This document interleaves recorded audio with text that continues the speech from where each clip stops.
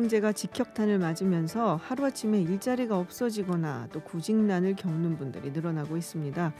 문재인 대통령도 경제 전시 상황으로 규정을 하고 모든 취업자가 고용보험 혜택을 받는 전국민 고용보험의 기초를 놓겠다라고 입장을 밝혔는데요. 현재 고용보험제가 갖고 있는 한계는 무엇인지, 그리고 전 국민이 고용보험에 가입하게 되면 어떻게 되는지 김성희 고려대 노동문제연구소 교수, 그리고 안진걸 민생경제연구소장과 함께 이야기 나눠보겠습니다. 어서 오세요. 안녕하십니까. 예, 안녕하세요. 네, 전국민 고용보험 이 이야기가 나오고, 사실 그리고 하루 만에 환노에서 이제 이 고용보험의 예술인을 포함하는 법안이 통과가 됐습니다. 그래서 상당히 조금 뭔가 파급력이 있는 이야기가 아닌가 싶은데요. 자, 지금 코로나19 때문에 국내 고용 안정망에 한계가 드러났다는 이야기 많이 나오고 있습니다. 실물 경제 타격이 우리가 이제 후반기로 넘어갈수록 더 클 것이다라고들 조금 안 좋은 전망을 하는 분들도 많고요. 근데 이렇게 일자리를 잃는다든지 새로 구직을 해야 되든지 이런 분들 고용보험에 가입이 돼 있다면은 뭔가 좀 혜택을 받을 수도 있을 것 같은데 몇 분이나 지금 가입이 되어 있나요? 예, 고용보험 가입자 요즘 많이 나와가지고 우리 국민들께서도 네. 고용보험 박사들이 되어 가시는데요. 전체 취업자 수가 2,600만, 700만 이렇게 왔다 갔다 네네. 하거든요. 임금 노동자, 장업 다 합쳐가지고. 근데 고용보험 가입자 숫자는 1,300만 명이 좀 넘으니까 50% 안팎이다. 아하. 이게 지금 이제 우리 국민들이 모두 알고 있는 내용이고, 그러다 보니까 이번 코로나19 위기에서 이런 고민이 다 드는 거죠. 아, 나는 고용보험 그러니까 그나마 받으니까 네네. 다행인데 고용보험 못 받는 분, 가입 안 돼 있는 분들은 실업되면 한 푼도 못 받구나. 그래서 정부에서 긴급히 내놓은 대책이 프리랜서라든지 일용직 특수고용 노동자들 해가지고 50만 원 세 달 주는 거 이제 내놨긴 내놨는데, 그건 세 달 지나면 또 네네. 50만 원밖에 안 돼. 세 달밖에 안 되니까. 안 되는 겁니다. 그것도 네. 93만 명 규모고요. 지금 1,300명 이상이 고용보험 미가입되었다고 했으니까 대책이 엄청 부족하다는 걸 느낄 수가 약간 있는데, 엄발의 오줌 누기 같은 예, 느낌이 좀 맞습니다. 든다라는 생각이 드는데, 지금 그러면은 절반 이상이 가입이 안 돼 있는 거잖아요. 이제 대충 생각을 해보니까 비정규직이나 일용직이나 이런 분들이 아닐까라는 생각이 들어요. 소상공인이나 맞습니까, 교수님? 그 전체 취업자 2,700만 명 중에 이제 1,350만 절반 정도 가입돼 있는데, 공무원 교사 같은 경우는 안정이 돼 있는데 네. 고용보험 가입 대상은 아니라서 그 숫자는 빼야 됩니다. 그렇게 그걸 합해도 한 55% 정도 되는데, 네네. 그 1,200만 명이 넘는 사람이 이게 고용보험 네네. 안전망 밖에 있다라는 얘기죠. 그 중에 이제 자영업자가 네네. 있고, 아. 또 지금 긴급 지원 대상으로 설정하고 있는 특고, 프리랜서, 플랫폼 노동자 이런 영역이 이제 네. 완전 가입 대상이 아니고요. 가입 대상인데도 불구하고 실제는 미가입돼 있는 분, 그분들이 오. 이제 비정규직이 네네. 대부분 아. 영세한 비정규직, 사업장 기반이 아니신 비정규직들이 또 많은 수를 차지하고 있다, 이렇게 볼 수 있겠죠. 그러니까 가입을 안 하는 이유나 그러면은 이렇게 가입을 못 하는 이유 어떤 게 있을까요? 일단 법에 네. 고용보험은 1인 이상 근로자가 의무적으로 가입한다고 되어 있습니다. 제가 이제 고용보험법도 저도 네네. 다시 살펴보고 왔는데요. 그러니까 굉장히 좋은 제도인데 근로기준법상 근로자입니다. 그러니까 근로기준법상 노동자가 아닌 특수고용 근로기준법상. 노동자, 자영업자, 네네. 또 초단시간 미만 근로자, 일용직 분들이 많이 해당하겠죠. 그다음 프리랜서, 예술인 이런 분들이 많이 아예 제외돼 버리는 거죠. 아하. 그나마 우리 사회 계속 전국민 고용보험 또는 고용보험 확충해야 된다고 노동시민단체는 오랫동안 노력을 했습니다. 그래서 자영업자가 이미 가입하는 길은 열어놨습니다. 네네. 근데 1%도 가입이 안 돼 있죠. 자영업자도 힘드니까 보험료 부담도 있고 아하. 이런 여전히 이제 그 개인에게만 모든 걸 맡겨놓은 그런 사회적 분위기도 있고요. 근데 이 실업급여를 받으면 얼마나 좋냐면요. 저는 정말 실업급여를 한번 받아본 적이 있었거든요. 그러셨어요? 아마 지금 청취자들 중에서도 IMF 때 그 살벌한 실업급여조차 네. 없던 그 시절에 막 자살하고 노숙인 되고 가정 붕괴되고 그 섬찟된 기억들이 나실 거예요. 그 다음에 그래서 국민기초생활보장도 네. 생기고 고용보험이 이제 확충된 건데 한 4달 받았나요? 한 100만 원 가까이 받았는데 네. 국가가 나를 이렇게 챙겨준다는 힘, 거기다 실제 100만 원 정도를 받으니까 당장은 먹고 사라지는 거예요. 서너 네네. 달이. 근데 그것도 점도 좋아져 가지고요. 최근에 고용보험제 또 개선돼서요. 예전에는 짧게는 3달, 길게는 6달밖에 안 줬는데 지금 4달에서 6달까지로 기간도 연장이 됐고요. 평균 임금의 60%를 네네. 상한액 일일 6만 6천 원까지를 줍니다. 네. 그러니까 애지간한 중견기업, 중소기업 다니는 분들도 이렇게 실업급여 받는 거 보면 100 얼마를 몇 달간 받아요. 그 사이에 삶이 그래도 안정이 되고요. 네. 국가와 내가 결속이 되고 그걸 바탕으로 구직 촉진이 됩니다. 그래갖고 구직이 성공하면 또 구직 촉진 수당을 최소 몇십에서 몇 배 또 줍니다. 네. 실업급여 말고요. 그러니까 뭔가 이게 네. 내가 안 좋은 상황에서 내가 혼자가 아니다. 뭐 그럼요. 사회가 보호해주고 네. 있다라는 그런 뭔가 좀 안정된 마음으로 다시 한번 재취업의 길을 열어볼 수 있는 예. 뭐 그런 효과가 정말 좋은 있다라는 제도인데 말씀이신데 절반 정도 배제됐다는 네. 게 너무 슬픈 일인 거죠. 그렇군요. 그래서 어제 이제 국회 환노위에서 예술인 이제 고용보험 대상을 이제 포함시킨 내용이 담겨 있는 고용보험법 개정안이 통과가 됐는데요. 근데 여기에 특수 고용직이라든지 또 자영업자라든지 이런 분들은 제외가 됐어요. 이게 뭐 너무 많아서 이걸 어떻게 규정을 할지 모르겠다. 이래서 21대 국회에서 논의를 해봐라라는 이야기가 사실은 나왔다고 하는데 사실은 또 이게 뭐 여러 가지 좀 저항이 있을 것이다라는 얘기가 있는데요. 교수님 보시기엔 어떠세요? 예, 비정규 문제가 이제 우리 IMF 이후에 쟁점화돼서 특수고용 문제도 부각이 됐었는데 해결책이 잘 안 나온 네. 이유 중에 하나는 특수고용직에 관련된 주요 직종을 그 사용자로 실질적인 사용자인 사람 곳이 재벌 대기업입니다. 대부분이 보험 모집인도 그렇고 아하. 골프장도 그렇고 학습지도 그렇고 그런 예, 거. 네. 건설 운송 그 덤플 에미콘도 그렇고 요새 택배 회사 네네네. 대리운전 좀 다르지만 이제 거대 기업이 등장하기도 하고 네. 그것도 어떤 사업자로서의 그 독점화가 심화되고 있는 양상이 있죠. 이렇게 사실은 거대한 힘에 의해서 사실 특수고용의 문제 해결이 지연되고 그다음에 새로운 해결책을 못 찾고 있다 이런 것이고요.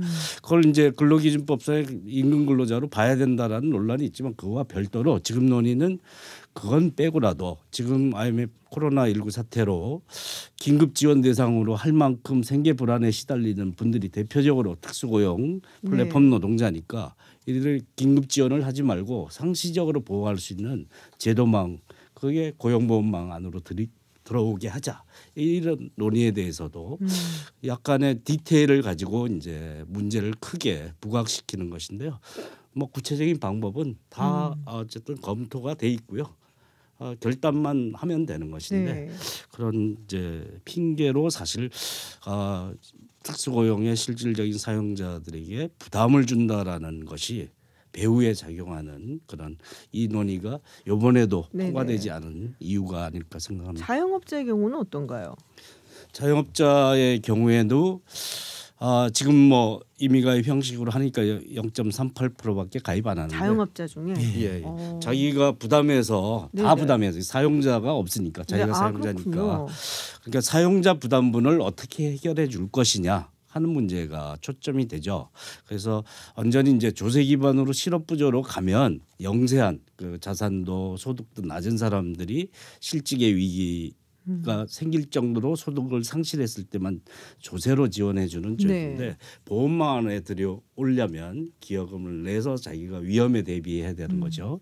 그런데 그것이 이제 일단 사보험하고는 다른 거니까 사회보험이니까 이건 재분배 기능을 해야 되는 거죠. 영세한 자영업자에게 지원할 수 있는 제도로 지금 뭐 그와 같이 지원하는 제도가 여러 가지 있습니다. 네. 뭐 영세 사업자와 노동자에게 국민연금과 고용보험을 지원하는 두루누리 제도라는 것도 있고 여러 가지 제도가 있습니다. 그거에 준용해서 지원하는 제도를 일정 요건을 갖춘 자영업자, 그러니까 네. 일정 수준 이하의 자영업자에게 좀 그 폭을 넓혀서 지원하는 방식을 생각해 볼 수 있는 거죠. 그러니까 약간 정리를 조금 해보자면은 특수고용직 같은 경우에는 이들을 많이 고용하고 있는 게 결국에는 기업이고 이제 사용자 이 기업이 이거를 보험료를 부담을 해야 되는데 예. 이게 이제 저항을 받고 있다라는 말씀이시고요. 자영업자 같은 경우에는 본인들이 스스로 알아서 이제 가입을 하고 부담을 해야 되는데 그게 이제 너무 부담스럽다는 거잖아요. 지금 한 달에 한 번씩 보험료가 나가느니 그냥 내가 이거 그냥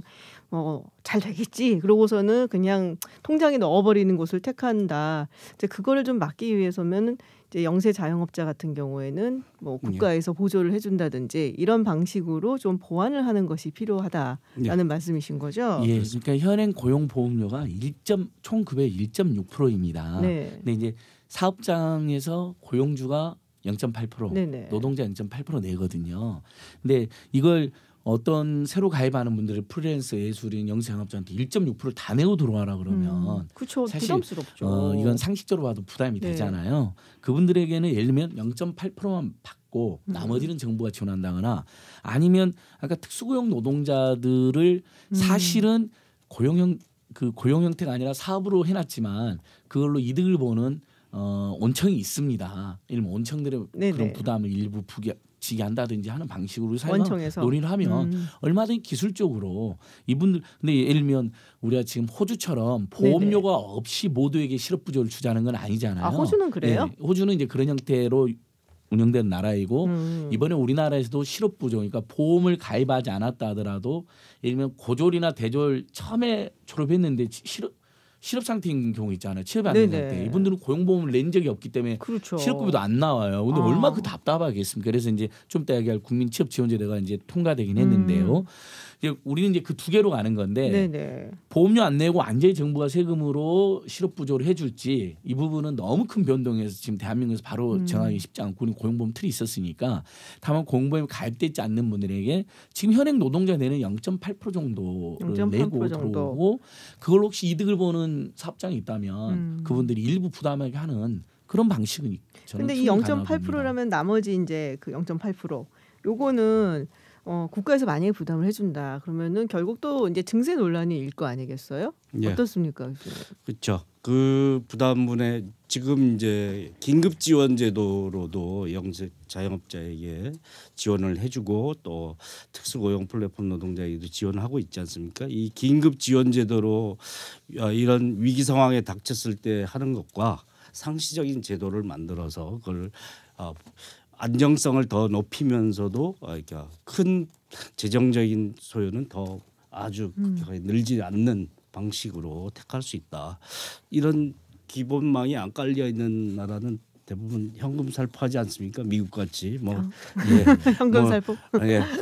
헬리콥터 머니를 뿌리고 계시죠. 그건 모든 나라들이 뿌려야 된다고 하는 그 정도의 위기 상황이긴 하지만 현금 살포에 더 의존할 수밖에 없는 인프라가 없으면 이런 안전망의 기초를 가지고 있으면 이걸 토대로 해서 조금 더 안정적으로 체계적으로 지원할 수 있는 제도이기 때문에 여기에 따른 위기에 들어가는 비용 대비 봤을 때 훨씬 더 안정성은 높고 재정 소요는 그렇게 크지 않다 이렇게 볼 수 있겠죠. 그렇군요.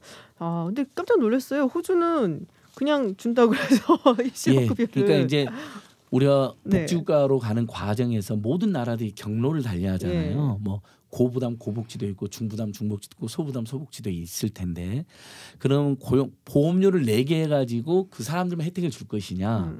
아니다. 모든 취업자들은 일단은 취업한 상태에서는 먹고는 살만한데 그게 자영업자든 프리랜서든 노동자든 일자리를 잃으면 생계가 곤란하니까 그때는 정부가 평소에 취업자들한테 걸어놨던 세금을 일종의 실업부조로 해주는 나라가 이제 호주인 거죠.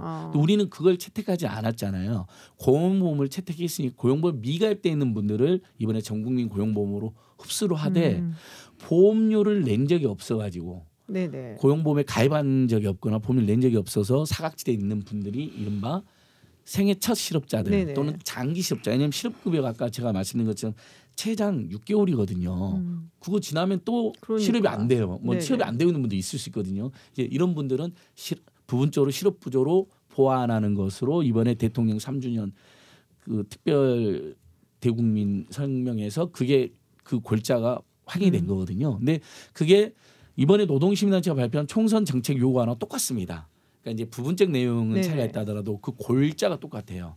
아마 우리 김성희 교수님이나 저도 한 수십 년 그런 구조를 주장했고, 근데 언젠가 전국민 기본소득 이야기 나오는 것처럼 네. 기본소득제라든지 전국민 실업부제가 나오면 이제 고용보험이 없이 그렇게 하자라는 논의는 우리 국민들이 할 수 있는데요. 그건 또 다른 네. 우리 주권자의 굉장한 결단이 한번 필요한 그러니까 것이죠. 코로나가 있고 난 다음에 여러 가지로 많은 논의들이 나오는데 사회 정치적인 제도 시스템도 굉장히 많이 변하는 예. 것 같아요. 그래서 굉장히 놀랬던 게 기본소득제 얘기가 너무 자연스럽게 그러니까요. 물론 뭐 하겠다는 얘기가 아직 나온 건 아니지만 각국에서 또 우리나라에서도 이게 어쨌든 공론화가 되고 이야기가 된다는 게 굉장히 좀 많이 변하고 있구나라는 생각이 좀 들었습니다.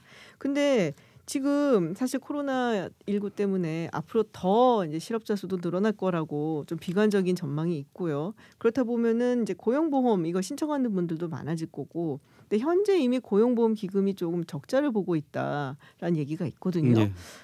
자꾸 돈 얘기를 해서 죄송한데요, 교수님. 네. 네, 이런 부분에 대한 우려는 어떻게 해야 될까요? 적자가 자꾸 늘어나면 이것도 좀 안 좋긴 예. 하잖아요. 또 돈이 악마의 수단이지만 또 없이 살 수 있는 사람은 없으니까 네. 우리가 얘기 안 할 수가 이거 없다고 뭐 보는데요. 있어야지 사니까 우리가 예, 보험 얘기도 맞습니다. 하는 거죠. 지금 뭐 실업급여를 신청한 사람이 많아져서 2조 정도가 적자다라고 하는데 위기 상황에서 이제 적자가 나올 수 있죠. 사실 정부가 보험에 의존해서 노사가 객출해서 내게 하고 사실 운영비 공단 운영비 정도만 낸 거에 다름 아니거든요. 그래서 사실 국가의 기여도는 굉장히 낮다. 우리나라 다른 나라의 어떤 제도에 비해서도 그런 상황에서 이 비상 상황에서 적자가 날 수 있는 것을 어떻게 해결할 것이냐인데 앞으로 가입 대상자가 늘어나면 사실은 이분들이 무조건 다 주는 것이 아니라 위기 상황에는 조금 더 적자가 생길 수 있지만 평상시에는 훨씬 더 가입 대상 폭이 넓어지면 세수가 재원 기반이 훨씬 더 튼튼해질 가능성이 보험을 있다. 이제 보험료를 내는 사람들이 많아지면은 예. 일단은 돈도 많아진다는 문제가 그렇죠. 되니까요. 보험료를 많이 걷어서. 그 중에 네. 가입자 중에 한 20% 정도만 실업급여를 받은 경험이 네네. 있는 거거든요. 그래서 사실은 기반이 넓어지면 그것은 장기적으로는 안정되는데 위기 상황에서는 잠시 좀 적자가 날 수 있는데 그것을 이제 시간을 두고 지연시키면서 메꿀 것이냐 아니면 재정 투입으로 할 것이냐 여기에 따라 달라지는 것이라고 볼 수 있겠죠. 거기에다 대한민국 제도의 특징이 자발적 이직은 네. 보험료가 지급이 안 됩니다. 근데 많은 분들이 사실 자발적 이직 형태지만 사실은 여러 가지 고뇌나 반강제적 분위기로 그만두신 분들이 많은데 의원사직은 보험료 지급이 하나도 안 돼서요. 방금 김성 교수님 말씀처럼 최근 2년은 약간 적자였지만요. 사실 그 전에 수십 년은 엄청난 흑자였습니다. 그래서 막 몇십조 원이 쌓여 있다고 맨 우리 노동시민단체에 그 돈을 써야 된다. 뭐 이러면 아버지들 육아휴직에 돈을 엄청 써라 뭐 이런 적이 있었거든요. 네네. 그러니까 최근에 이제 고용 사정이 안 좋아져서 적자인 건 맞는데 가입자 늘어나면 보험료는 엄청 늘어나잖아요. 네네. 근데 거기다가 가장 많은 그 이직 사유는 자발적 이직은 지금 보험료를 지급하지 않고 있기 때문에 엄청난 타격이 갑자기 생기지는 않을 겁니다. 근데 오히려 모두 갑자기 이렇게 코로나19 같은 거 겪어보니 갑자기 실업자가 돼가지고 막 가정이 붕괴하고 지역경제가 네. 파탄내는 그런 상황보다는 국가가 조금 더 그 고용보험 재정이 좀 부담이 된다는 그 늘리는 게 사회적으로 유리하고 첫 번째. 두 번째 4차 산업혁명이 AI니 우리 맨날 이야기하잖아요 지금. 앞으로 많은 전문가들이 고용의 미래가 매우 그렇죠. 불투명하고 불안정하다 이런 시대가 옵니다. 그래서 기본소득을 기본적으로 깔아주고 소비를 유지하게 하자 이런 주장이 나오는 것처럼 언젠가 대규모 산업 변동이 지금 생길 텐데 그때를 감안해서도 우리 국민들 노동자들이 무슨 죄가 있습니까? 열심히 일하신 분들은. 근데 뭔가 커다란 세계 변동, 경제 변동 때문에 일자리 잃게 되는 경우가 있을 수 있거든요. 네네. 근데 기업들이 그걸 선택할 것이고요. 그러면 기업들이 그런 선택을 할 때도 부담이 좀 줄어드는 거죠. 왜냐하면 뭔가 구조조정을 하고 해고를 해야 되는데 그냥 그 벼랑 끝으로 내모는 게 네. 아니라 사회 안전망 곁으로 보내고 거기서 재취업을 계속 유도해 좀 주니까 덜 가책을 받게. 예, 그러면 사회 전체적으로도 훨씬 부드러워집니다. 사회 운영이. 근데 그 말씀하신 것 중에 저도 굉장히 공감을 하는 부분은 자동화 이야기를 많이 하잖아요. 이게 피할 수 없는 물결이고 그렇다면은 뭐 노동의 어떤 구조가 굉장히 많이 바뀔 텐데 뭐 경제가 성장을 하기 위해서는 또 일정 부분 구조 조정이 필요하고 그렇게 되면은 노동자들은 어디로 가야 되나? 그럼 예전에 우리가 노동 운동을 하던 방식이 아니라 다른 방향으로 이들을 위해서 뭔가 마련을 해줘야 될 제도가 있어야 되지 않을까? 그래서 이제 나오는 게 기본소득제 그리고 이제 아마도 전국민 고용보험이 아닐까라는 생각이 좀 들었거든요. 근데 뭐 계속 도돌이표의 질문을 드리는 것 같긴 한데 이게 뭐 문재인 대통령도 한 번에 될 거라고는 얘기는 안 했어요. 사실은 이제 시간이 좀 걸릴 거라고 말씀을 하셨고, 그래서 여러 가지로 또 노사 간에 또 정부도 함께 굉장히 합의가 좀 이루어져야 되고 그 과정에 진통이 있을 것 같은데요. 자, 이제 접점을 좀 찾아야 되잖아요. 싸우지 말고 어떤 노력이 필요하다고 보세요, 우리 교수님께서는? 지금 우리 이제 여러 가지 위기 상황에 대처하는 여러 해법들 중에 기본소득 방식도 국민 긴급재난지원금으로 하고 있는 거고요. 뭐 이게 그것만으로 다 생존을 할 수 있는 조건까지는 아니라도 뭐 지금 핀란드에서 실험하고 있는 것도 네네.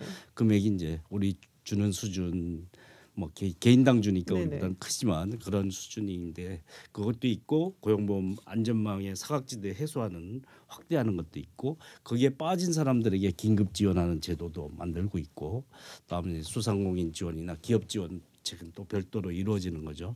이게 총체적으로 이 순환이 멈춘 그 국민경제 혈류를 뚫기 위해서 네네. 다방면에서 이제 펼쳐나가고 있는 중이기 때문에 그래서 특정한 기업 중심의 해법만으로 풀릴 수 있는 것도 아니고 기업과 가게가 서로 선순환할 수 있도록 가계 지원과 기업 지원이 병행을 이루어서 그래서 혹순환이 이루어지고 이 순환 구조가 멈추지 않도록 하는 그런 그 대책을 마련해야 되기 때문에 그래서 어떤 특정한 입장에서의 그 주도권을 가지고 해결하려고 하는 방향보다는 전체가 골고루 네네. 형평성 있게 이루어질 수 있도록 하는 방안을 찾는 게 매우 중요하죠. 그래서 뭐 노동 안에서도 사각지대 안정적인 사람만 보호하고 네네. 있는 고용 안정망보다는 그걸 조금 더 보험료를 올리더라도 밖에 있는 사람까지 네. 포괄해서 다 같이 이렇게 더불어 이 위기를 극복할 수 있는 방향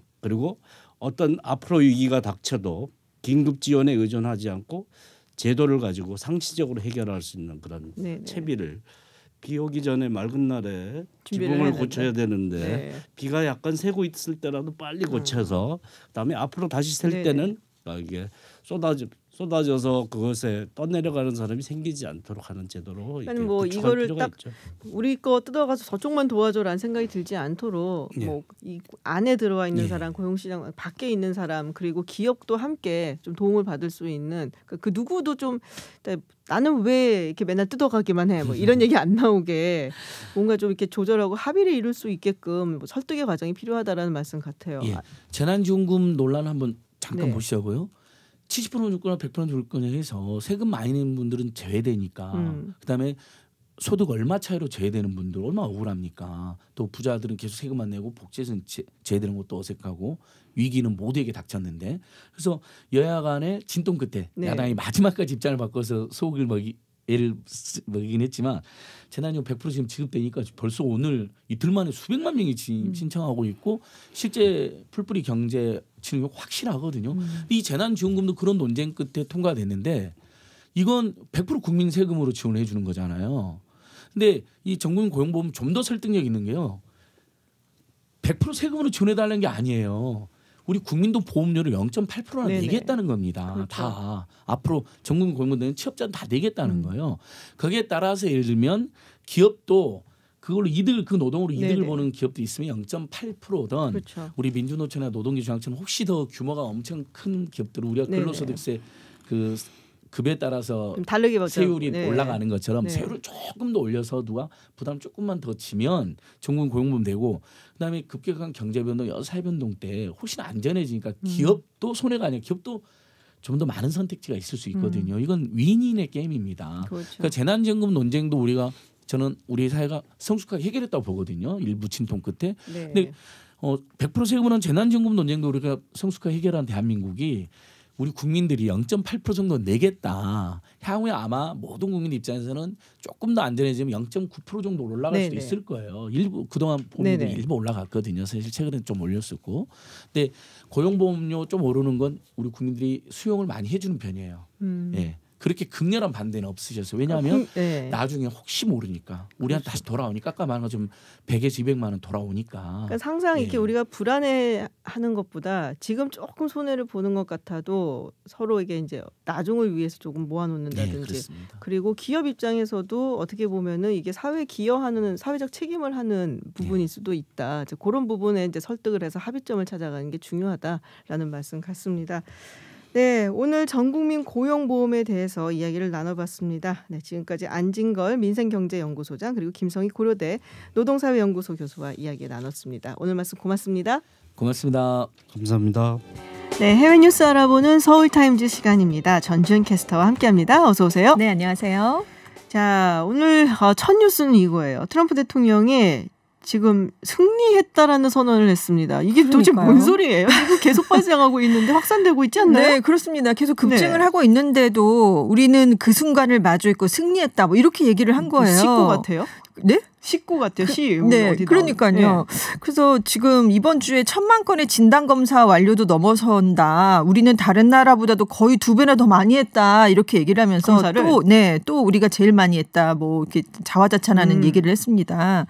근데 지금 워싱턴 포스트에 따르면 미국이 10일 현재 900만 건 정도를 검사했어요. 네네. 엄청난 숫자죠. 근데 이게 미국 전체 인구가 워낙 많기 때문에 2.74%만 받은 거에 불과하다고 합니다. 근데 지금 아일랜드는 35만 2천 명밖에 안 되는데 인구가 15.4%가 이미 진단검사를 받았고요. 이탈리아도 4% 이상, 독일도 3% 이상, 우리나라보다도 지금 낮습니다. 그런데도 우리가 정말 검사를 많이 했다. 또 이렇게 얘기를 하는데 그러니까 자기의 기준인 거죠. 항상.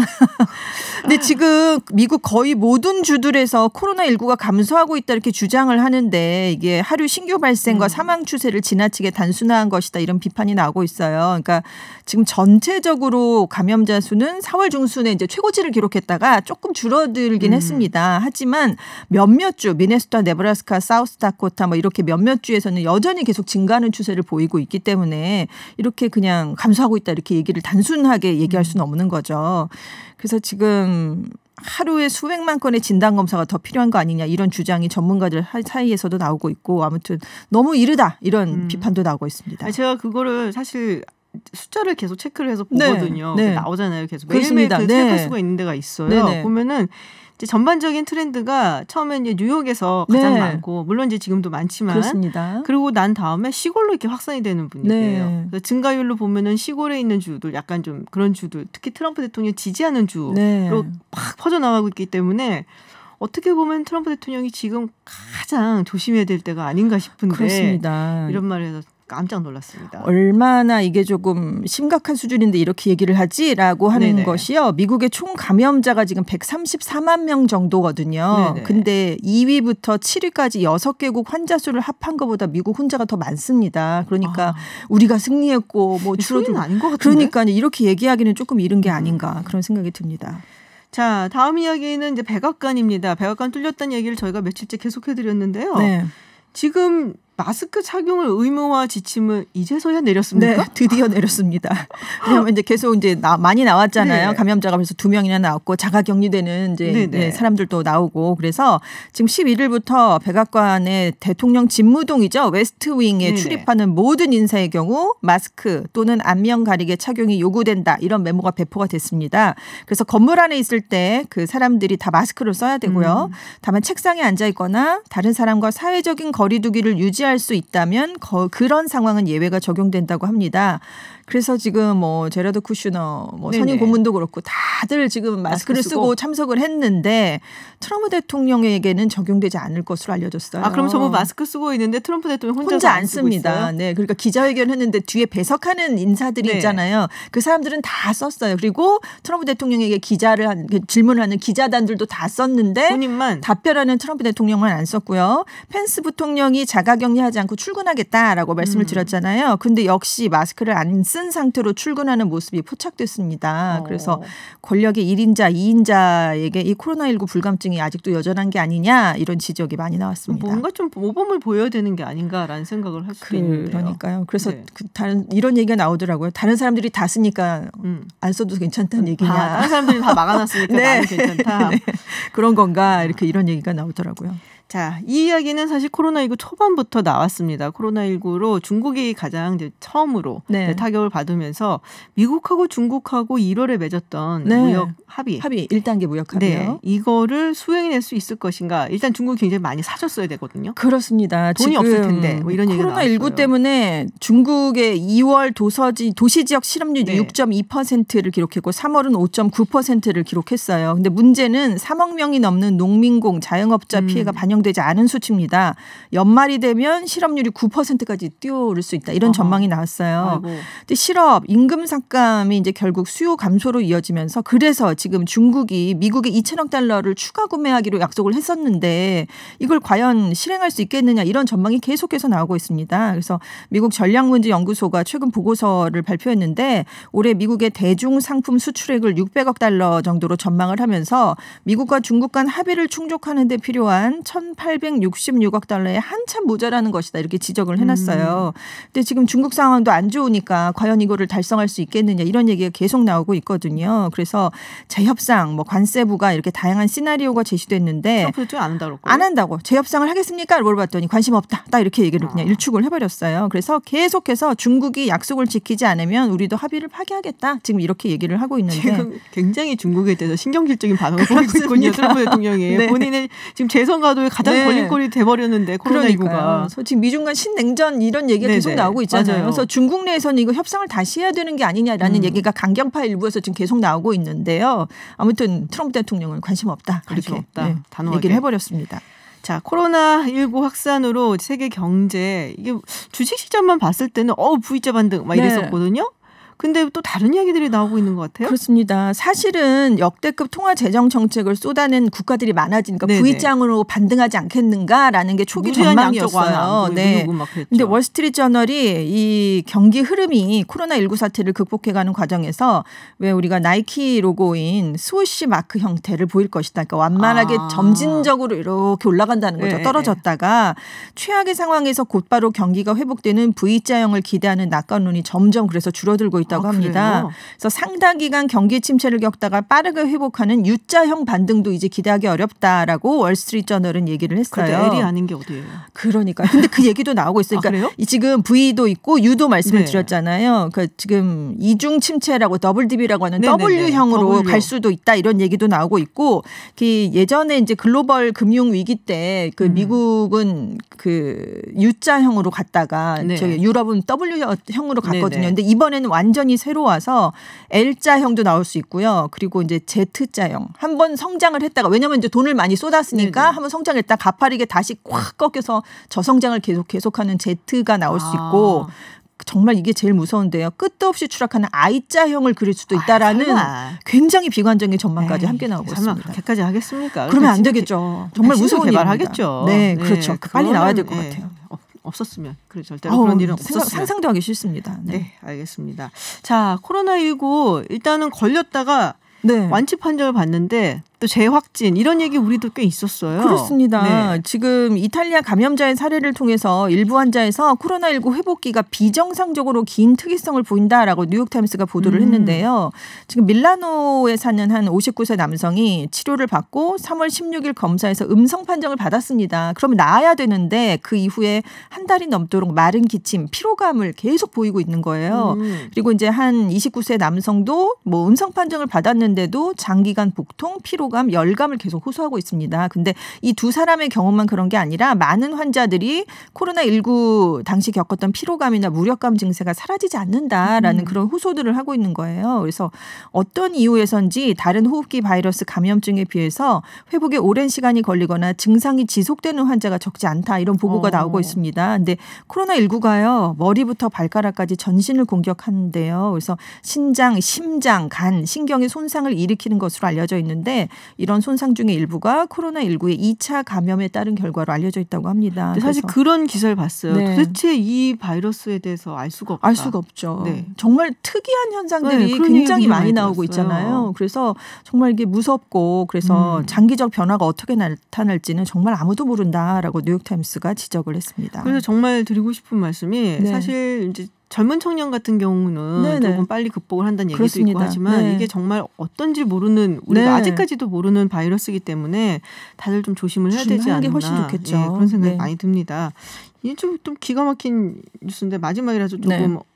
어이가 없는 뉴스를 하나 골랐어요. 네, 미국 죄수들 중에 일부가 코로나19에 일부러 걸리려고 네. 하다가 적발이 됐습니다. 지난달 26일이었는데요. 네. 로스앤젤레스 카운티의 한 교정시설에서 네네. 경찰이 감시 비디오를 이렇게 분석을 하다가 교도소에 이제 공용 휴식 공간이 있는데 네네. 거기에 모인 50명의 재소자가 일부러 같은 컵으로 물을 마시고 마스크 하나를 일부러 서로 돌려 쓰는 것을 어우. 발견을 했습니다. 왜요?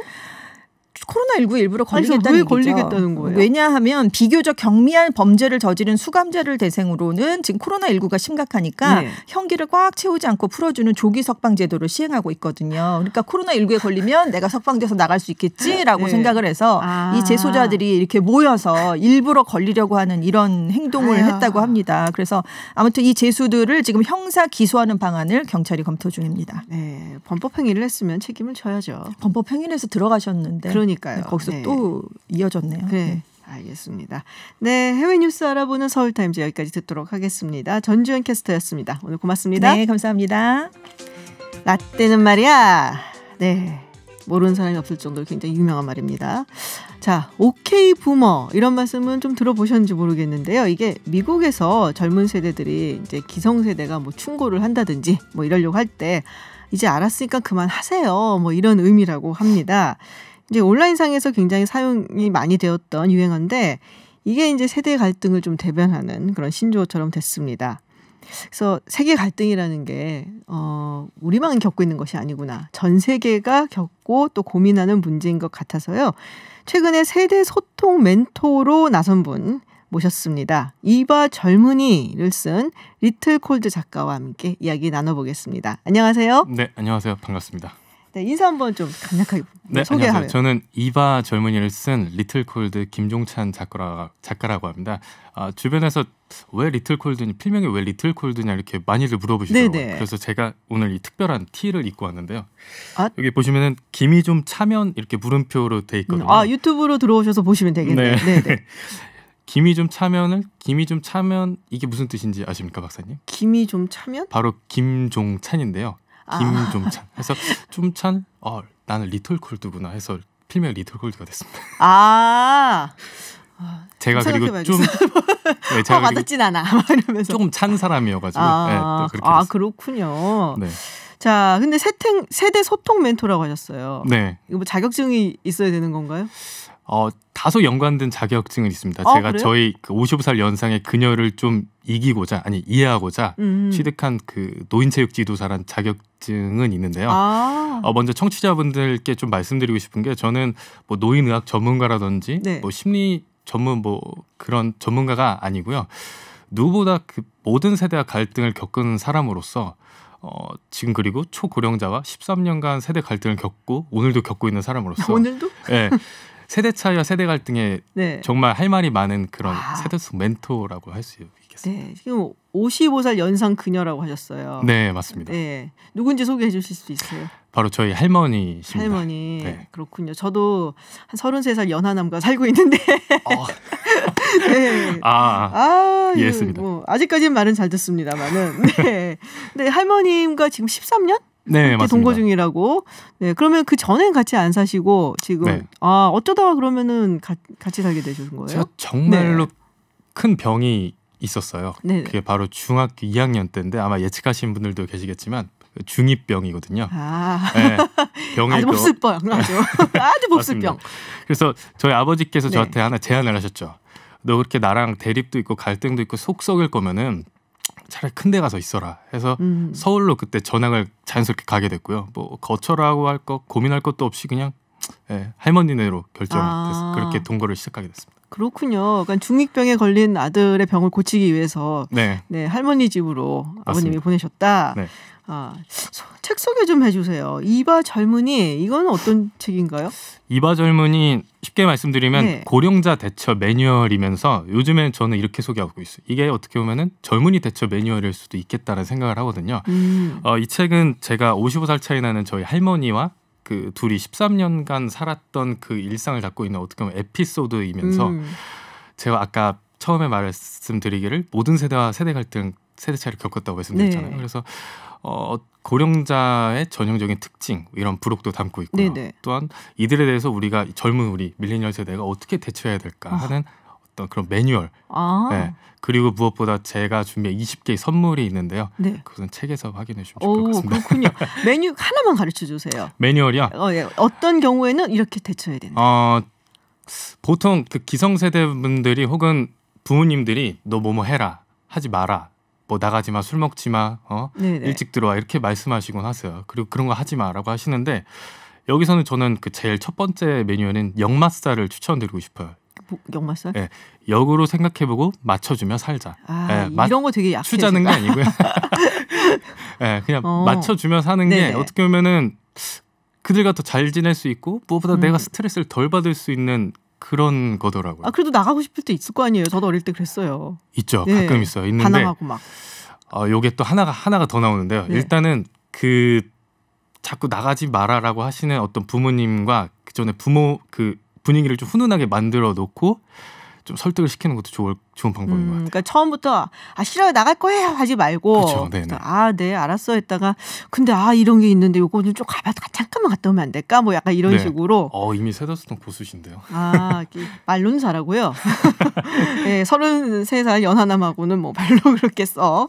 네 그렇습니다. 근데 되게 특이한 게 지금 크라우드 펀딩으로 이 책을 내셨다고 네, 맞습니다. 들었어요. 근데 돈이 빨리 모였나요? 정말로 제가 흥미로웠던 게요. 네. 하루 만에 하루인가 이틀 만에 이 목표 금액을 달성을 했어요. 네. 그리고 결론적으로는 초과 달성까지 하게 됐습니다. 네. 우와.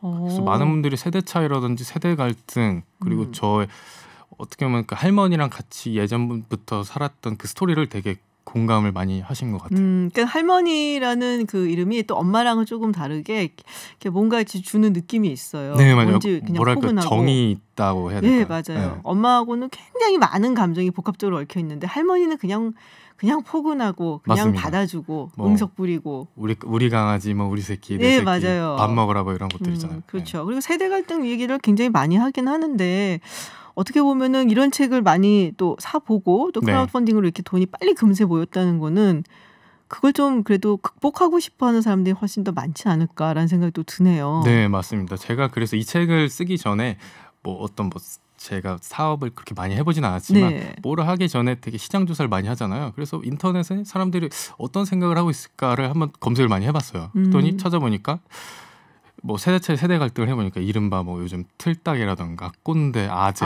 요즘 것도 이렇게 나오면서도 결국은 내가 이들과 어떻게 잘 지낼 수 있을까 어떻게 해야 될까 이렇게 대안을 계속 찾는 그런 뭔가 선순환 구조라고 해야 될까요? 그런 게 보이더라고요. 그러니까 굉장히 안 좋은 비하하는 말이잖아요. 근데 그럼에도 불구하고 굉장히 그걸 계속 이제 보다 보면은 서로 간에 어떤 접점을 찾고 싶어하는 그런 마음. 근데 그걸 이어줄 것이 필요하다. 맞습니다. 그거를 이제 하신 거잖아요. 그게 이봐 젊은이입니다. 그렇군요. 책에 이제 보면 할머니를 그녀라고 표현을 하셨어요. 뭔가 어색하진 않으셨어요?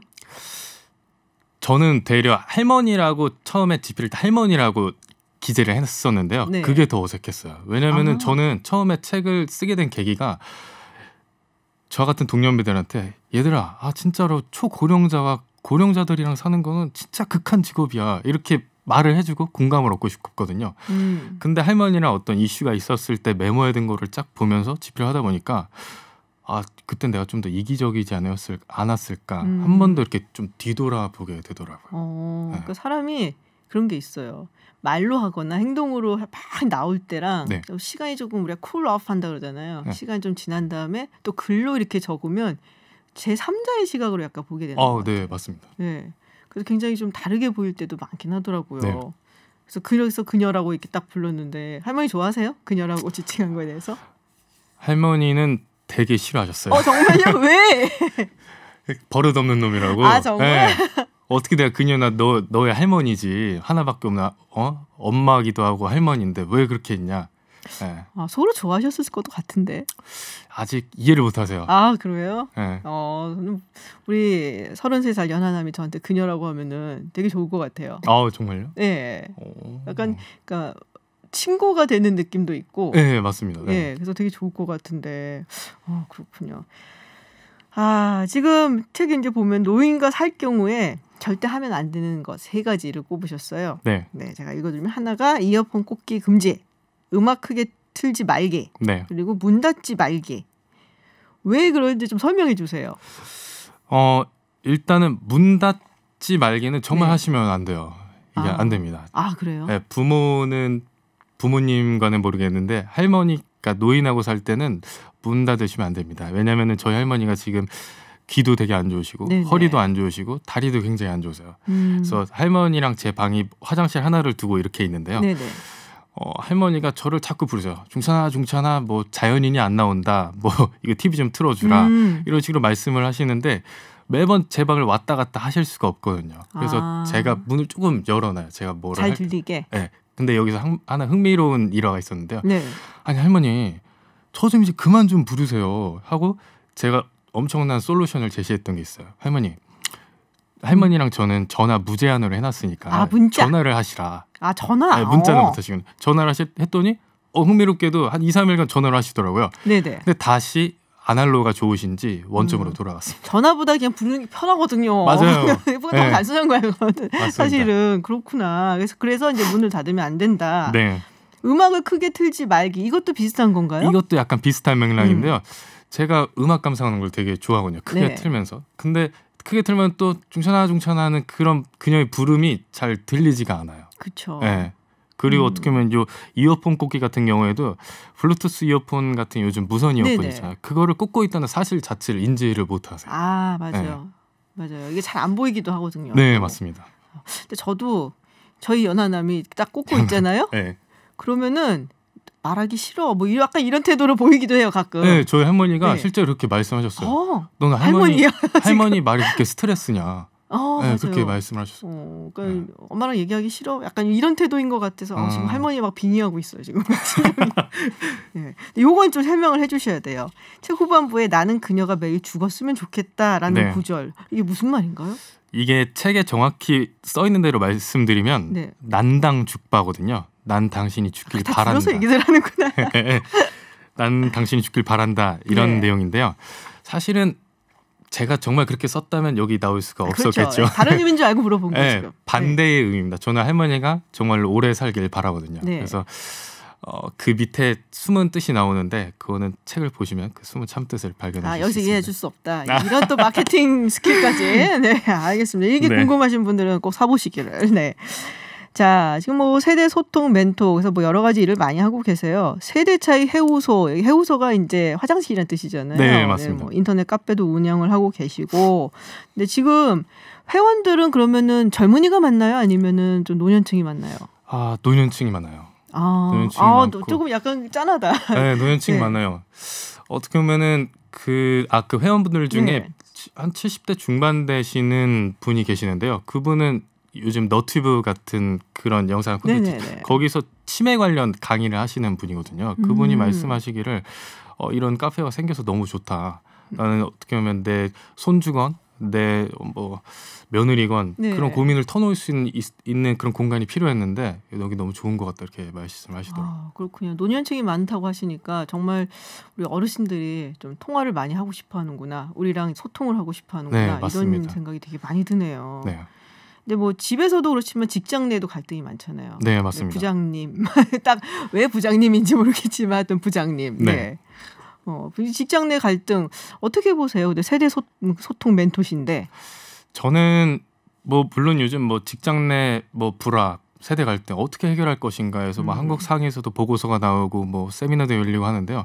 저는 무엇보다 일천한 제 생각은 세대 갈등 완화의 시작은 가장 작은 조직인 가정에서부터 시작된다고 생각을 하거든요. 그래서 뭐 가정에서 부모라든지 뭐 조부모, 형 이분들은 기성세대잖아요. 그리고 또 자식들, 뭐 내 딸, 아들 이분들은 젊은 네네. 분들인데 이분 각자의 그 생활 양식이라던가 요즘 어떤 생각을 하고 있는지 그런 어떤 세대 공감이 되면은 자연스럽게 가정에서 직장으로, 직장에서 사회로 이렇게 좀 세대 갈등이 완화가 되지 않을까. 집에서부터 먼저 이게 좀 벽이 허물어지면 네, 맞습니다. 직장 가서도 사실 비슷하게 허물 네. 수 있는 좀 이해를 네. 할 수 있는 그게 어떻게 기여가 되지 않을까 생각합니다. 그렇군요.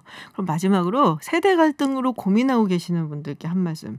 특히 중2병으로 고민하시는 분들. 네. 아, 많죠. 네. 그래서 저는 한 말씀. 짧게 지피지기면 백전백승이다 이렇게 말씀을 드리고 싶습니다. 그러니까 요즘 국내외 기업이든 뭐 어디 나라든 너나 할 거 없이 저희 밀레니얼 세대, MZ 세대를 주목을 하잖아요. 네네.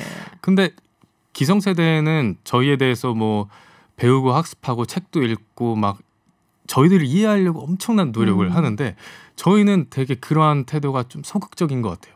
우리가 요즘 밀레니얼 세대 대세니까 당신들이 우리를 이해해야지 하는데 우리도 좀 그 세대를 알면은 그들과 더 잘 지내기보다 저희가 스트레스 덜 받을 수 있지 않을까 생각을 합니다. 스트레스를 덜 받는 것을 목적으로 하고 사실 네네네. 그러다 보면 또 잘 지낼 수가 있고. 네, 저는 그렇게 생각하고 있습니다. 우리 33살 연하남이 잘 들었기를 바랍니다. 네.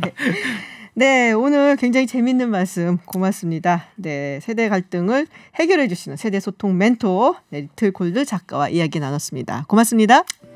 네, 김지윤의 이브닝 쇼 오늘 순서는 여기까지입니다. 저는 내일도 6시 20분에 여러분을 기다리겠습니다. 지금까지 김지윤이었습니다.